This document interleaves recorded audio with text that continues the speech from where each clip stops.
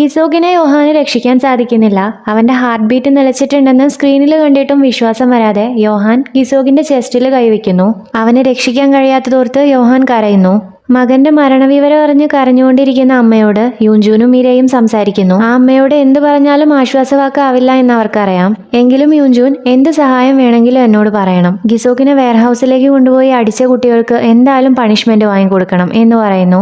Medically അത് prove ചെയ്യാൻ വേണ്ടിയിട്ട് ഞങ്ങളെ കൊണ്ട് പറ്റുന്നതെല്ലാം ഞങ്ങൾ ചെയ്യും എന്ന് മീരയും പറയുന്നു. ആ അമ്മയ്ക്ക് അതിനൊന്നും ഉത്തരം കൊടുക്കാൻ സാധിക്കുന്നില്ല. വീണ്ടും വീണ്ടും കരയുന്നു. യോഹാൻ ഇപ്പോഴും ഓപ്പറേഷൻ തിയേറ്ററിൽ നിന്നും പുറത്തു വന്നിട്ടില്ല. അവൻ ഇപ്പോഴും അവിടെ ഇരിക്കുവാണ്. ഷിയോങ്, നിന്റെ കൈ എങ്ങനെയുണ്ട് എന്ന് പറഞ്ഞ് കൈ നോക്കുന്നതും അവൻ പെട്ടെന്ന് കൈ വിടുവിക്കുന്നു. എന്റെ ഗാർഡിയനായിട്ട് ആക്ട് ചെയ്യുന്നത് നിർത്ത്. ഇപ്പൊ പ്രശ്നമൊന്നുമില്ലെങ്കിലും അടുത്ത നിമിഷം എനിക്കൊക്കെ എന്ത് വേണമെങ്കിലും സംഭവിക്കാം. എന്റെയും ഗിസോക്കിന്റെയും ഒക്കെ പോലെയുള്ള പേഷ്യൻസിന്റെ വിധി അതാണ്. ഞാൻ ഓൾറെഡി തകർന്നിരിക്കുവാണ്. ഇനിയും താഴേക്ക് പോകാനുള്ള സാധ്യത മാത്രമേ ഞാൻ കാണുന്നുള്ളൂ. ഫ്യൂച്ചർ ഒന്നും ഉണ്ടാവില്ല എന്നവൻ പറയുന്നു. ഷിയോങ് അവനോട് സംസാരിക്കാൻ ശ്രമിക്കുന്നു.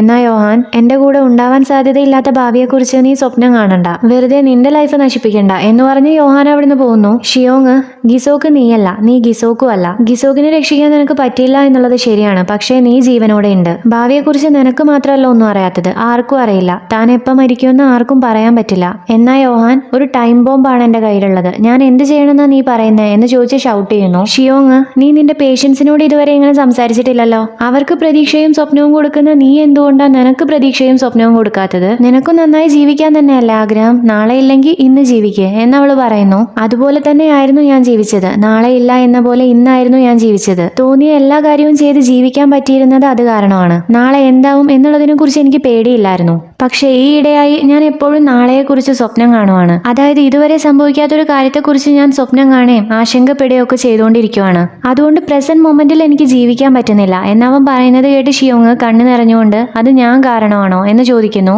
അതെ, നീ കാരണമാണ്. നീ കാരണം എന്റെ ജീവിതത്തിൽ ഞാൻ ആദ്യമായിട്ട് സ്വപ്നം കണ്ടു. ഒരുപാട് ഹാപ്പിയായി. അതിന് നിന്നോട് എനിക്ക് ഒരുപാട് നന്ദിയുണ്ട്. പക്ഷേ എനിക്ക് എന്റെ പഴയ ജീവിതത്തിലേക്ക് തിരിച്ചു പോകണം. നാളെക്കുറിച്ച് ചിന്തിക്കാതെ തോന്നിയതെല്ലാം ചെയ്തിരുന്ന ഒരാളായി എനിക്ക് ഇനിയും മാറണം എന്ന് കണ്ണു നിറഞ്ഞുകൊണ്ട് പറഞ്ഞ് യോഹാൻ അവിടുന്ന് പോകുന്നു. ഷിയോങ്ങും കരയുന്നു. പോകുന്ന സമയത്ത് യോഹാൻ അവളുമായിട്ടുള്ള ഓരോ മൊമെന്റ്സും ഓർക്കുന്നു. ഇപ്പൊ പ്രോസിക്യൂട്ടർ സൺ പ്രസ് മീറ്റിംഗിൽ സംസാരിക്കുന്നു. എക്സ് മിനിസ്റ്റർ മരിച്ച കാര്യവും മരണകാരണവും കെറുബിം എന്ന് പറയുന്ന മരുന്നും സിൻമുറിജന്റിന്റെ സെയിൽസ് മാനേജറും മിസ്റ്റർ ഹാനും വിദേശ രാജ്യത്തേക്ക് പോയതും ഉൾപ്പെടെ എല്ലാ കാര്യങ്ങളും പ്രോസിക്യൂട്ടർ സൺ ജനങ്ങളെ അറിയിക്കുന്നു. ഈ മരുന്നിന്റെ ഉൽപാദനത്തിലും രണ്ടുപേരും മരിച്ചതിലും സിൻമുറിജന്റിന് വല്ല പങ്കുമുണ്ടോ എന്നുള്ള കാര്യം അന്വേഷിക്കും എന്നും പ്രോസിക്യൂട്ടർ സൺ പറയുന്നുണ്ട്. ഇവിടെ ഹോസ്പിറ്റലിലേക്ക് തിരിച്ചു വരാൻ വേണ്ടി ഡയറക്ടർ കാങ് യോഹാന് കൊടുത്ത ഓഫർ അവൻ നിരസിച്ചിട്ടുണ്ട്. കുറച്ച് പേഷ്യൻസിനെ ട്രീറ്റ് ചെയ്ത് ഈ ഹോസ്പിറ്റലുമായിട്ടുള്ള കാര്യങ്ങളെല്ലാം ഒന്ന് സെറ്റിൽ ചെയ്തതിനു ശേഷം യോഹാൻ ഈ ഹോസ്പിറ്റലിൽ നിന്ന് പോകും. ഈ കാര്യം യൂൻജൂൻ ടീം മെമ്പേഴ്സിനോടും സ്റ്റാഫ്സിനോടും എല്ലാം പറയുന്നു. ആ ഒരു ന്യൂസ് എല്ലാവരെയും അപ്സെറ്റ് ആക്കുന്നു. ഇപ്പൊ സെന്ററിലെ മീറ്റിംഗിന്റെ സമയത്ത് ടീം മെമ്പേഴ്സ് തനിക്ക് വേണ്ടി ഇത്രയും കാര്യം ചെയ്തതിന് യോഹാൻ താങ്ക്സ് പറയുന്നു. അവർ ഇത്രയും കഷ്ടപ്പെട്ട് അവനെ തിരിച്ചു കൊണ്ടുവന്നിട്ടും യോഹാൻ അവിടെ നിൽക്കുന്നില്ല, പോകുവാണ്. ആ കാര്യത്തിൽ യോഹാൻ അവരോട് സോറിയും പറയുന്നു. ജൂൺ, പ്രൊഫസർ വേറെ ഏതെങ്കിലും ഹോസ്പിറ്റലിലേക്ക് പോകുവാണോ എന്ന് ചോദിക്കുന്നു. യോഹാൻ അല്ലാന്ന് പറയുന്നു. പിന്നെന്തിനാ പോകുന്നേ, എങ്ങോട്ടേക്കാ പോകുന്നേ എന്ന കിംവോന്റെ ചോദ്യത്തിന് യോഹാൻ ഉത്തരം കൊടുക്കുന്നില്ല. ഇപ്പോൾ ഉള്ള പേഷ്യൻസിനെ നോക്കാനും യോഹാന്റെ വർക്ക് യൂൻജൂനോട് ഏറ്റെടുക്കാനും പറഞ്ഞുകൊണ്ട് യോഹാൻ അവിടുന്ന് പോകുന്നു. അവൻ ഇതെല്ലാം പറയുമ്പോഴും അവിടുന്ന് പോകുമ്പോഴും ഷിയോങ്ങിനെ ശ്രദ്ധിക്കുക പോലും ചെയ്തിട്ടുണ്ടായിരുന്നില്ല. മീരയും യൂൻജൂനും ഷിയോങ്ങിനെ നോക്കുവാണ്. ഇവിടെ പ്രോസിക്യൂട്ടർ സൺ കാർ ഡ്രൈവ് ചെയ്ത് വരുവാണ്. പെട്ടെന്ന് നെഞ്ഞുവേദന എടുക്കുന്നു. എങ്ങനെയൊക്കെയോ കാർ നിർത്തിയതിനു ശേഷം ആംബുലൻസിന് വിളിക്കാൻ ശ്രമിക്കുന്നുണ്ട്. പക്ഷെ നടക്കുന്നില്ല. വേദന കൂടുതലാവുന്നു. നടുറോട്ടിൽ ഇതേപോലെ കാർ നിർത്തിയിട്ടത് കാരണം ഒരു സ്ട്രേഞ്ചർ വന്ന് പ്രോസിക്യൂട്ടർ സണ്ണോട് ചൂടായി സംസാരിച്ചുകൊണ്ടിരിക്കുവാണ്. പിന്നീടാണ് സ്ട്രേഞ്ചറിന് പ്രോസിക്യൂട്ടർ സണ്ണ് എന്തോ ഒരു പ്രശ്നം ഉണ്ടെന്ന് മനസ്സിലാവുന്നത്. കാർ തുറക്കാൻ നോക്കിയിട്ട് നടക്കുന്നില്ല. അതുകൊണ്ട് പെട്ടെന്ന് തന്നെ ആംബുലൻസിന് കോൾ ചെയ്യുന്നു. യോഹാൻ വർക്ക് ചെയ്യുന്ന ഹോസ്പിറ്റലിന്റെ പേര് പറഞ്ഞ് അങ്ങോട്ടേക്ക് പോകാനാണ് പ്രോസിക്യൂട്ടർ സൺ ആംബുലൻസിലെ സ്റ്റാഫിനോട് പറയുന്നത്. ഇപ്പൊ ER-ലേക്ക് വന്ന യോഹാൻ പ്രോസിക്യൂട്ടർ സണ്ണെ കാണുന്നു. വേദന കൂടി കോൺഷ്യസ് അല്ലാതായി. ഇപ്പൊ മരുന്നെടുത്തിട്ടുണ്ട്, അതുകൊണ്ട് കുഴപ്പമില്ല. പക്ഷേ ഈയിടെയായി വേദന നല്ല കൂടുതലാണ്. സോ ഒരു നോർമൽ ലൈഫ് നയിക്കുക എന്ന് പറയുന്നത് നല്ല ബുദ്ധിമുട്ടാണ് എന്ന് പ്രോസിക്യൂട്ടർ സൺ പറയുന്നു. യോഹാൻ അഡ്മിറ്റ് ആവാൻ പറഞ്ഞ് വേദന കുറയ്ക്കാൻ വേണ്ടിയുള്ള ഒരു വഴി കണ്ടുപിടിക്കാന്ന് പറയുന്നു. ഒരുപാട് ആലോചിച്ചതിന് ശേഷം എന്ത് പ്രൊസീജിയർ ചെയ്യാം എന്നുള്ളതിനെ കുറിച്ച് യോഹാൻ ഉത്തരം കിട്ടുന്നു. പ്രൊസീജിയറിനെ കുറിച്ചും അത് നാളെ തന്നെ ചെയ്യാമെന്നും യോഹാൻ പ്രോസിക്യൂട്ടർ സണ്ണിനെ അറിയിക്കുന്നു. ഈ കാര്യം പറഞ്ഞ് അവിടുന്ന് പോകാൻ നിൽക്കുന്ന യോഹാനോട് പ്രോസിക്യൂട്ടർ സൺ, ഞാനെന്തിനാ നിന്റെ അടുത്തേക്ക് വന്നതെന്ന് നീ എന്താ ചോദിക്കാത്തെ എന്ന് ചോദിക്കുന്നു. ഞാൻ ഗിവപ്പ് ചെയ്യാത്ത ആളായതുകൊണ്ടാണോ എന്നാണ് യോഹാൻ കളിയായിക്കൊണ്ട് ചോദിക്കുന്നത്. എന്നാൽ പ്രോസിക്യൂട്ടർ സൺ, അതുകൊണ്ട് തന്നെയാണ്. നീ നിന്റെ പേഷ്യൻസിന്റെ കാര്യത്തിൽ ഗിവപ്പ് ചെയ്യാറില്ല. അതുപോലെ ഒരാളെയാണ് എനിക്കും ആവശ്യം. എന്റെ കാര്യത്തിലും നീ ഗിവപ്പ് ചെയ്യരുത് എന്ന് അവനോട് റിക്വസ്റ്റ് ചെയ്യുന്നു. യോഹാൻ അതിന് ഓക്കെ പറയുന്നു. ഇപ്പൊ സെന്ററിൽ പ്രോസിക്യൂട്ടർ സണ്ണിന്റെ കണ്ടീഷനെ കുറിച്ചും നാളെ ചെയ്യാൻ പോകുന്ന പ്രൊസീജിയറിനെ കുറിച്ചും എല്ലാം സംസാരിക്കുവാണ്. മീറ്റിംഗ് കഴിഞ്ഞ് ടീം മെമ്പേഴ്സ് അവിടുന്ന് പോകുന്നു. ഷിയോങ് വളരെ പതിയെയാണ് അവളുടെ സാധനങ്ങളൊക്കെ എടുത്തു വെക്കുന്നത്. അവളുടെ പേപ്പേഴ്സും കാര്യങ്ങളും സാധനങ്ങളൊക്കെ എടുത്തതിന് ശേഷം യോഹാൻ എന്തെങ്കിലും തന്നോട് സംസാരിക്കാനുണ്ടെങ്കിലോ എന്ന് കരുതി അവൾ വെയിറ്റ് ചെയ്യുന്നു. എന്നാൽ അവൻ സംസാരിക്കുക പോയിട്ട് നോക്കുക പോലും ചെയ്യുന്നില്ല. സോ ഷിയോങ്ങും ഒന്നും മിണ്ടാതെ അവിടുന്ന് പോകുന്നു. അവൾ തിരിഞ്ഞു നോക്കില്ല എന്ന് ഉറപ്പായതിനു ശേഷമാണ് യോഹാൻ അവളെ നോക്കുന്നത്. നൈറ്റ് വർക്ക് കഴിഞ്ഞ് ഹോസ്പിറ്റലിൽ നിന്നും വരുന്ന യോഹാനോട് ഷിയോങ് സംസാരിക്കുന്നു. നീ ആ റിസർച്ചിന് പോകുവാണോ? CIPA പേഷ്യൻസിന്റെ DNA വേദന ഇല്ലാതാക്കാൻ വേണ്ടിയിട്ടുള്ള സബ്സ്റ്റൻസ് കണ്ടുപിടിക്കുന്ന ആ റിസർച്ചിന് എന്ന് അവൾ ചോദിക്കുന്നു. യോഹാൻ അതേന്ന് പറയുന്നു. ഷിയോങ്, ഈ റിസർച്ചിൽ പാർട്ടിസിപ്പേറ്റ് ചെയ്യുക എന്ന് പറയുന്നതാണോ നിന്റെ ചോയ്സ് എന്ന് ചോദിക്കുന്നു. യോഹാൻ അതേന്ന് പറയുന്നത് കേട്ട അവള്, അപ്പൊ എന്റെ കാര്യവോ? നിന്നെ മീറ്റ് ചെയ്തതിന് ശേഷം എന്റെ ലൈഫ് കംപ്ലീറ്റ് ആയിട്ട് മാറി. നിന്റെ ലൈഫിന് ഒരു മാറ്റവും വരുത്തിയില്ലേ? ഞാൻ കാരണം നീ ഹാപ്പിയായി സ്വപ്നം കണ്ടു എന്നൊക്കെയല്ലേ നീ പറഞ്ഞ്? നീ എന്ത് സ്വപ്നമോ കണ്ടേ?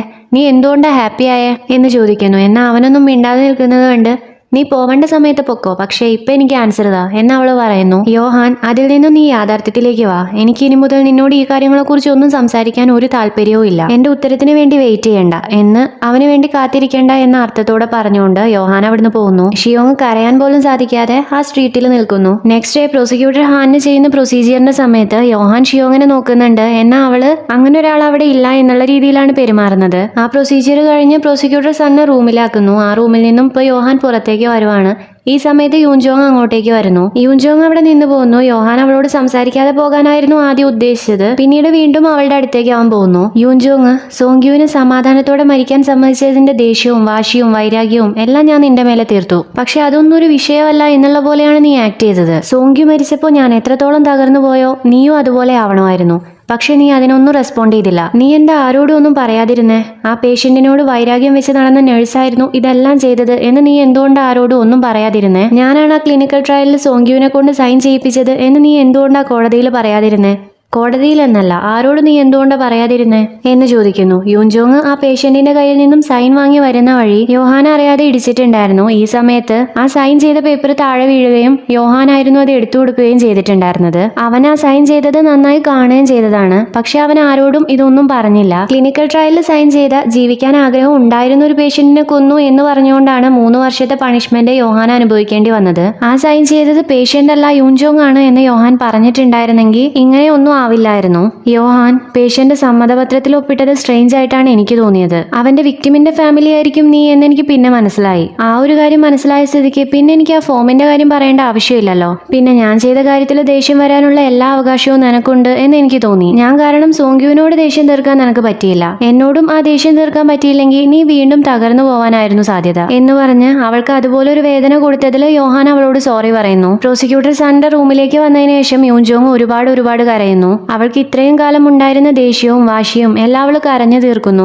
ഇപ്പൊ മിരയ്ക്കും ഷിയോങ്ങിനും ഒരേ സമയം കോള് വരുന്നു. അമ്മയും ആന്റിയും ആണ് അവരെ വിളിക്കുന്നത്. അച്ഛന്റെ കാര്യം പറയാൻ വേണ്ടിയിട്ടായിരുന്നു ആ കോള്. എനിക്ക് പേടിയാവുന്നുണ്ട് എന്ന് സങ്കടത്തോടെ പറയുന്ന മിരയെ നമുക്ക് അച്ഛന്റെ അടുത്തേക്ക് പോവാം എന്ന് പറഞ്ഞ് ഷിയോങ് കൂട്ടിക്കൊണ്ടു പോകുന്നു. അച്ഛനെ വെന്റിലേറ്ററിൽ നിന്ന് മാറ്റാൻ വേണ്ടിയുള്ള കാര്യങ്ങളെ കുറിച്ച് ചീഫ് മിൻ സംസാരിക്കുന്നുണ്ടായിരുന്നു. എന്നാൽ കുറച്ച് ദിവസങ്ങളായിട്ട് BP-യിൽ വേരിയേഷൻ ഉണ്ടാവാൻ തുടങ്ങി. ഇപ്പൊ ഓൾമോസ്റ്റ് മസ്തിഷ്ക മരണം സംഭവിക്കുകയും ചെയ്തു. അച്ഛനെ വെന്റിലേറ്ററിൽ നിന്നും മാറ്റാനുള്ള തീരുമാനത്തെ കുറിച്ച് ചീഫ് മിൻ ഷിയോങ്ങിനോടും മിരയോടും പറയുന്നു. ഈ വിവരം യൂൻജൂൻ യോഹാനോട് പറയുന്നു. ഇവിടെ ഷിയോങ്, ആക്സിഡന്റ് നടന്ന ദിവസം അവയവദാനത്തിന് വേണ്ടിയുള്ള ഒരു കാർഡ് അച്ഛന്റെ പേഴ്സിൽ നിന്ന് എനിക്ക് കിട്ടി. ഒരുപാടൊന്നും ഡൊണേറ്റ് ചെയ്യാൻ പറ്റില്ലായിരിക്കാം, പക്ഷെ അച്ഛന്റെ അവസാന ആഗ്രഹം അതാണെന്നാണ് എനിക്ക് തോന്നുന്നത് എന്ന് അവള് പറയുന്നു. അവയവദാനത്തിന് വേണ്ടി ഞങ്ങൾ ഒരുമിച്ചായിരുന്നു സമ്മതം കൊടുത്തത്. അതെന്തായാലും ചെയ്യണം. മസ്തിഷ്ക മരണം സംഭവിച്ചവർക്ക് മാത്രം ചെയ്യാൻ കഴിയുന്ന ഒരു കാര്യമാണത് എന്ന് പറയുന്നു. മിരയോ അതിന് സമ്മതിക്കുന്നു. ഇപ്പോൾ ഓർഗൻ ഡൊണേറ്റ് ചെയ്യാൻ വേണ്ടി ചെയർമാനെ എല്ലാ ഡോക്ടേഴ്സും ചേർന്നുകൊണ്ടാണ് ഓപ്പറേഷൻ തിയേറ്ററിലേക്ക് എത്തിക്കുന്നത്. ഓപ്പറേറ്റിംഗ് റൂമിലേക്ക് അച്ഛനെ കൊണ്ടുപോകുന്നതിന് മുന്നേ ഷിയോങ്ങും മിരയും അവസാനമായിട്ട് അച്ഛനോട് പറയാനുള്ള കാര്യങ്ങൾ വളരെ സങ്കടത്തോടെ പറയുന്നു. ചീഫ് മിൻ തന്റെ വെഡിങ് റിംഗ് അഴിച്ച് വളരെ സങ്കടത്തോടെ തന്റെ ഹസ്ബൻഡിന്റെ ചെറുവിരലിൽ ഇട്ട് കൊടുക്കുന്നു.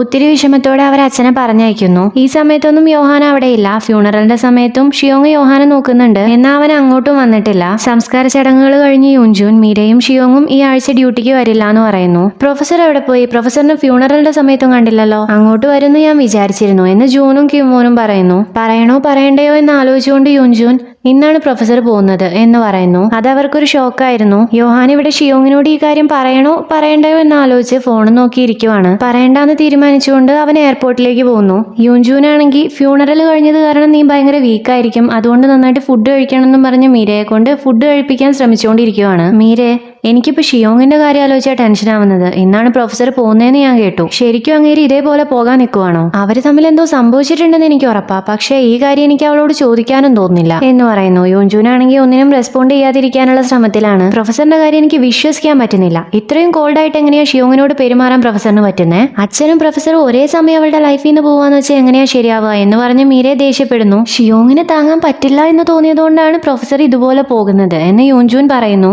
ഇങ്ങനെ പോകുന്നതോ? ഒന്നും പറയാതെ പോകുന്നതോ? അവളുടെ മുഖം പോലും കാണാതെ പോകുന്നതോ? നീ എന്ത് പ്രൊഫസറിന്റെ ഭാഗം ചേർന്ന് പറയുന്നേ? അതോ എന്നോട് പറയാത്ത എന്തെങ്കിലും ഉണ്ടോ എന്ന് മീരെ സംശയത്തോടെ ചോദിക്കുന്നു. ഒന്നും പറയാതിരിക്കാനായി വെള്ളം കുടിച്ചുകൊണ്ടിരിക്കുന്ന യോൻജൂനെ ചീത്ത പറഞ്ഞ് മീരെ സത്യം പറയിപ്പിക്കുന്നു. അവൻ പറയുന്ന കാര്യം കേൾക്കുന്നതും മീരെ ഷിയോങ്ങിന്റെ അടുത്തേക്ക് ഓടി വരുന്നു. കിടക്കുന്ന അവളെ എഴുന്നേപ്പിച്ച് പ്രൊഫസറിന് ഫ്ലൈറ്റിനുള്ള ടൈം ആവാനായി, നീ എയർപോർട്ടിലേക്ക് പോ എന്ന് പറയുന്നു. ഞാൻ എന്തിനാ പോകുന്നത്? ഞാൻ പോകുന്നില്ല എന്ന് ഷിയോങ് പറയുന്നു. നീ ഇപ്പൊ പോയില്ലെങ്കിൽ ജീവിതകാലം മുഴുവൻ അത് നീ റിഗ്രറ്റ് ചെയ്യും എന്ന് പറഞ്ഞ് അച്ഛൻ മരിക്കുന്ന സമയത്ത് യോഹാൻ എങ്ങോട്ടും പോയിട്ടില്ല, അവളുടെ കൂടെ തന്നെ ഉണ്ടായിരുന്നു എന്നും അവസാനം വരെ അച്ഛന്റെ കൂടെ ഉണ്ടായിരുന്ന ആള് യോഹാൻ ആയിരുന്നു എന്നും മീരെ പറയുന്നു. യൂൻജൂൻ ഈ കാര്യങ്ങളെല്ലാം അറിയാമായിരുന്നു. എന്നാൽ യോഹാൻ പറഞ്ഞതുകൊണ്ടാണ് യൂൻജൂൻ ഷിയോങ്ങിനോട് ഇതൊന്നും പറയാതിരുന്നത്. എയർപോർട്ടിലേക്ക് ഷിയോങ്ങിനെ കൊണ്ട് പോകുന്ന സമയത്ത് യൂൻജൂൻ നേരത്തെ ഈ കാര്യം പറയാതിരുന്നതിൽ അവളോട് ക്ഷമ ചോദിക്കുകയും ചെയ്യുന്നു. യോഹാൻ ഇവിടെ ബോർഡിംഗ് പാസ് എടുത്തതിന് ശേഷം ഫ്ലൈറ്റിന് വേണ്ടി വെയിറ്റ് ചെയ്യുവാണ്. ഷിയോങ് എയർപോർട്ടിലെത്തി യോഹാനെ തിരയുന്നു. അവൻ അവിടെ ഇരിക്കുന്ന കാര്യം അവൾ ശ്രദ്ധിക്കുന്നില്ല. യോഹാന് കോൾ ചെയ്തുകൊണ്ട് ഷിയോങ് ക്യൂ പാസ് ചെയ്ത് യോഹാനെ തിരഞ്ഞു പോകുന്നു. ഈ സമയത്ത് അവൻ എഴുന്നേറ്റ് വന്ന് ക്യൂ നിൽക്കുന്നു. അവൻ അവളെയും കണ്ടിട്ടുണ്ടായിരുന്നില്ല. ക്യൂ മൂവ് ചെയ്യുന്നു. തന്റെ ഫോൺ റിങ് ചെയ്യുന്നത് ഇപ്പോഴാണ് യോഹാൻ ശ്രദ്ധിക്കുന്നത്. ഷിയോങ് ആണ് വിളിക്കുന്നത് എന്ന് കണ്ട് യോഹാൻ അവിടെ നിൽക്കുന്നു. ക്യൂവിൽ അവന്റെ പുറകിലുണ്ടായിരുന്നവര് അവനെ ഒന്ന് നോക്കിക്കൊണ്ട് മുന്നിലോട്ട് പോകുന്നു. കോൾ അറ്റൻഡ് ചെയ്യാനുള്ള ഉദ്ദേശത്തോടെ അവൻ കൈ മൂവ് ചെയ്യുന്നു. ഈ സമയത്ത് ഷിയോങ് അവനെ കാണുന്നു. ഇപ്പൊ ഷിയോങ് അവന്റെ അടുത്തേക്ക് വരുന്നു.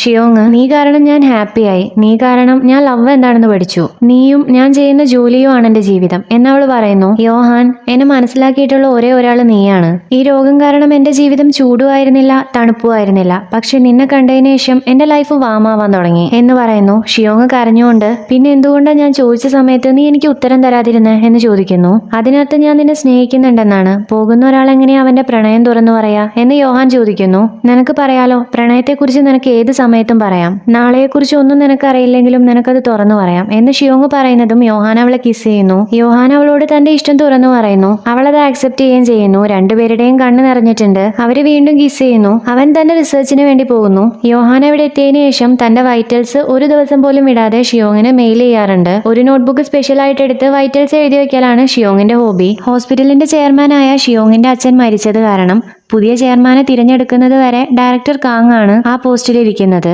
ഡയറക്ടർ കാങ്ങാൻ ശരിക്കും ചെയർമാൻ ആയാൽ ഷിയോങ്ങിന്റെ അച്ഛന്റെ താല്പര്യങ്ങൾക്ക് എതിരായിട്ടായിരിക്കും എല്ലാ തീരുമാനങ്ങളും എടുക്കുന്നത്. ആ കാര്യത്തിൽ മറ്റു ഡോക്ടേഴ്സിനും ഹോസ്പിറ്റലിന്റെ മാനേജ്മെന്റിനും എല്ലാം നല്ല ടെൻഷനുണ്ട്. സോ ആ പോസ്റ്റിലേക്ക് നിൽക്കാൻ വേണ്ടിയിട്ട് ചീഫ് മിനോട് ആന്റി പറയുന്നു. ചീഫ് മിൻ അതിനെക്കുറിച്ചൊന്നും പറയുന്നില്ല. ഷിയോങ്ങിന്റെ അച്ഛന്റെ ഫോട്ടോ നോക്കി നിൽക്കുന്നു. ഇവിടെ ഷിയോങ് രാവിലെ വന്നപാടെ യോഹാന്റെ മെയിൽ ചെക്ക് ചെയ്യാനിരിക്കുന്നത് കണ്ട് ജൂനും കിമോനും, ഇവൾ എല്ലാ ദിവസവും രാവിലെ 7 മണിക്ക് തന്നെ ഇവിടെ വരാറില്ലേ? മാസങ്ങളായി പ്രൊഫസറിന്റെ വൈറ്റൽസ് ഇവിടെ ഇരുന്നുകൊണ്ട് ചെക്ക് ചെയ്യുന്ന ഷിയോങ്, ഒരു ദിവസം പോലും മുടങ്ങാതെ വൈറ്റൽസ് മെയിൽ ചെയ്യുന്ന പ്രൊഫസറും എല്ലാ ദിവസവും വൈറ്റൽസ് ചെക്ക് ചെയ്ത് ചാർട്ട് ചെയ്യുന്ന ഷിയോങ്ങും എന്ന് പറഞ്ഞ് കളിയാക്കിക്കൊണ്ടിരിക്കുവാണ്. അതിനിപ്പോ എന്താ എന്ന് മീരെ ചോദിക്കുന്നു. ഞങ്ങൾ അതിനൊന്നും പറഞ്ഞില്ലല്ലോ, എന്ത് റൊമാൻറ്റിക്കാ, അതല്ല ഞങ്ങൾ പറഞ്ഞത് എന്ന് കിമോനും ജൂണും പറയുന്നു. ഷിയോങ് ആണെങ്കിൽ എത്ര തന്നെ റിഫ്രഷ് അടിച്ച് നോക്കിയിട്ടും പുതിയ മെയിലൊന്നും കാണാത്തതിന്റെ ടെൻഷനിലാണ്. അവള് പെട്ടെന്ന് അവന് കോൾ ചെയ്ത് നോക്കുന്നു. കോൾ അറ്റൻഡ് ചെയ്യുന്നില്ല. ടീം മെമ്പേഴ്സും വെറിയാവുന്നു. എത്ര ദിവസമായി നീ പ്രൊഫസറിനോട് സംസാരിച്ചിട്ട് എന്ന് മീര ചോദിക്കുന്നു. കുറച്ച് ദിവസമായി എന്ന് ഷിയോങ് റിപ്ലൈ കൊടുക്കുന്നു. കുറച്ച് വെയിറ്റ് ചെയ്ത് നോക്ക് എന്ന് മീര അവളോട് പറയുന്നു. തന്നെ കോൺടാക്ട് ചെയ്യാൻ പറഞ്ഞുകൊണ്ട് ഷിയോങ് യോഹാന് മെസ്സേജ് അയച്ചിടാനും മറക്കുന്നില്ല. ഇതോടുകൂടി എപ്പിസോഡ് ഇവിടെ തീരുന്നു. അപ്പോൾ വീഡിയോ ഇഷ്ടമുണ്ടെങ്കിൽ ലൈക്ക് ചെയ്യുക, കമന്റ് ചെയ്യുക, സബ്സ്ക്രൈബ് ചെയ്യുക.